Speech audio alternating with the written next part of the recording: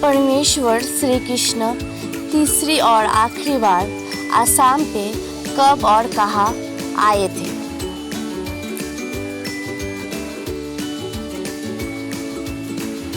ये प्रारंभ होता है उषा और अनिरुद्ध के प्रेम से।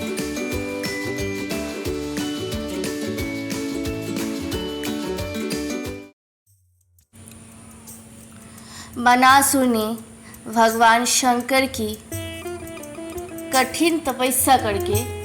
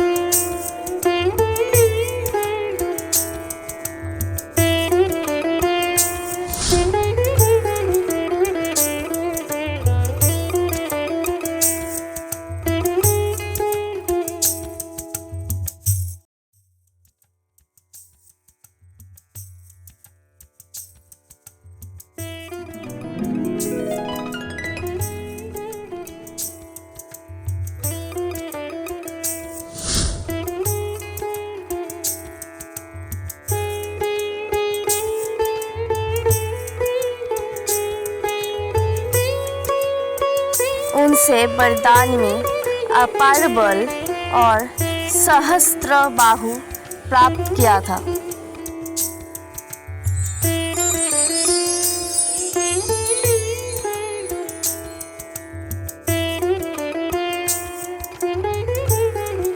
इससे वनासुर को बहुत अहंकार हो गया। एक दिन वो भगवान शंकर को ही युद्ध के लिए ललकारने लगे। भगवान शंकर को क्रोध आ गया। उन्होंने कहा, रे मूर्ख, तेरे अहंकार को चूर चूर करने वाला पैदा हो चुका है। जब तेरे महल का ध्वज गिर जाए तो समझ लेना तेरा अंत आ चुका होगा। दूसरी तरफ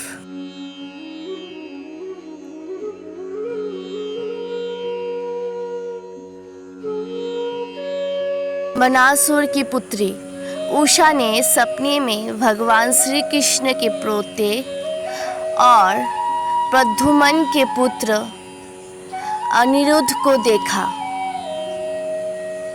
और प्यार हो गया।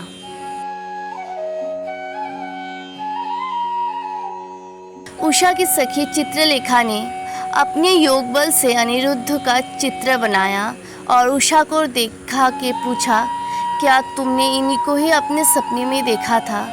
उषा ने कहा, हाँ, यही है जिनको मैंने सपने में देखा और प्यार हो गया।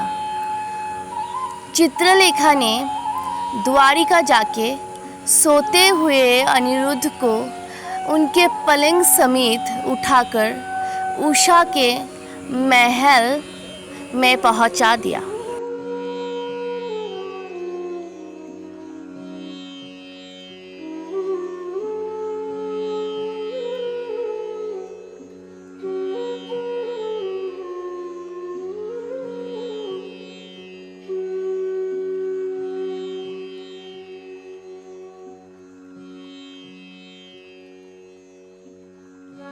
नींद खुलने पर अनिरुद्ध के पूछने पर उषा ने बताया कि वो बनासुर की पुत्री है और पति के रूप में उन्हें पाने की इच्छा रखती है।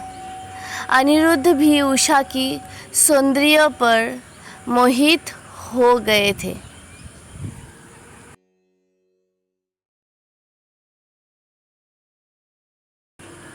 पहरेदारों ने अनिरुद्ध की उपस्थिति के बारे में बानासुर को सूचना दी। बानासुर ने महल की ध्वज गिरा देखा। असुराज को संदेह हुआ कि जो कोई मेरे महल में आया है वही मेरे विनाश करेगा। यही सोचकर युद्ध के लिए अस्त्र शस्त्र के साथ बानासुर अपनी पुत्री के महल में पहुंचा। तो वहां उसने अनिरुद्ध को बैठा देखा। बानासुर ने अनिरुद्ध को बंदी बना लिया। ये खबर द्वारिका पहुंची तो श्री कृष्ण ने अपने भाई बलराम और पूरी सेना के साथ बानासुर के नगरी सोनितपुर पर आक्रमण कर दिया।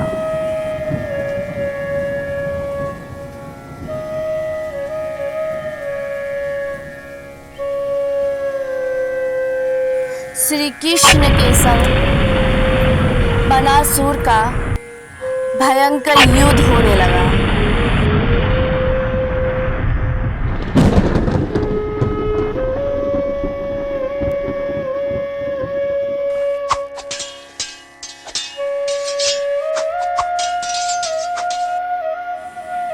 खुद को पराजित होते देख बानासुर ने भगवान शंकर को याद किया।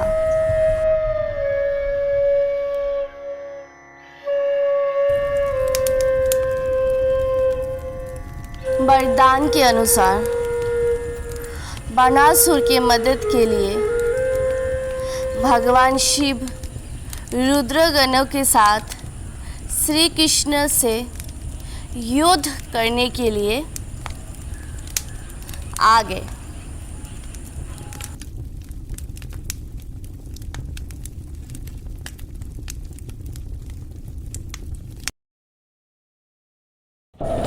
शिव जी के साथ श्री कृष्ण का भयंकर संग्राम हुआ। फिर श्री कृष्ण की विनती पर भोलेनाथ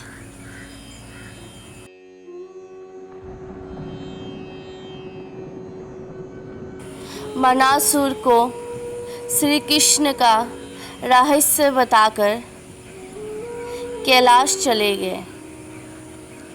शिव जी के समझाने पर भी बानासुर नहीं माना और श्री कृष्ण से युद्ध करने आ पहुँचे। श्री कृष्ण ने सहस्रबाहु की 4 भुजाओं को छोड़कर सभी भुजाओं को काट दिया। बानासुर को समझ में आ गया कि श्री कृष्ण वास्तव में परमेश्वर है और शरण में क्षमा मांगने लगे।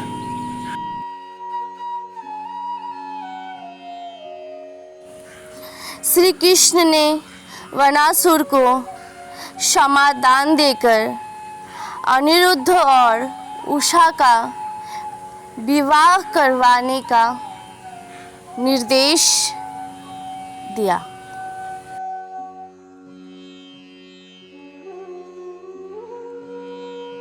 विवाह के बाद श्री कृष्ण अपने पोते और बहू को लेकर द्वारिका आ गए।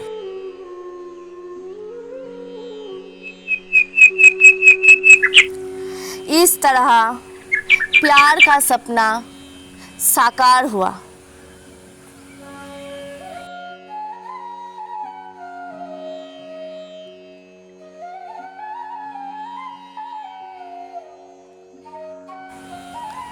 इस युद्ध को हरिहर का युद्ध भी बोलते हैं। हरि मतलब कृष्ण, हर शिव। युद्ध में खून की नदियां बह गई थी, इसलिए बानासुर की नगरी को तेजपुर भी कहा जाता है। तेज मतलब खून।